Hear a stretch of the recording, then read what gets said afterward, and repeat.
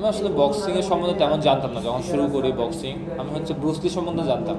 আমি যখন যে গ্রামে ছিলাম, mixed martial art, box, Bruce Lee মুভিগুলো দেখতাম।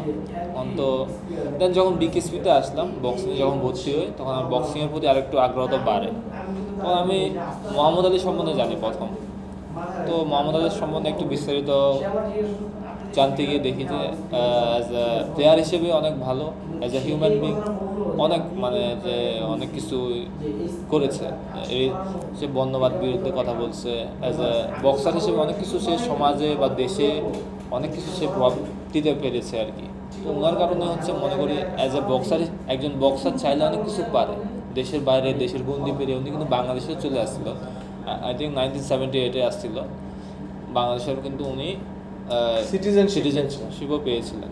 তো এই ক্ষেত্রে বলা যায় যে বক্সারের গন্ডি কিন্তু পুরা দেশ ছেড়ে দেশের বাইরেও উনি যে বিশ্বব্যাপী যে এত যে ওনার কদর, সর্বকালের সর্বশ্রেষ্ঠ প্লেয়ারের মধ্যে উনি কিন্তু একজন আছেন। তো এই ক্ষেত্রে ওনারকে ফলো করি আর কি।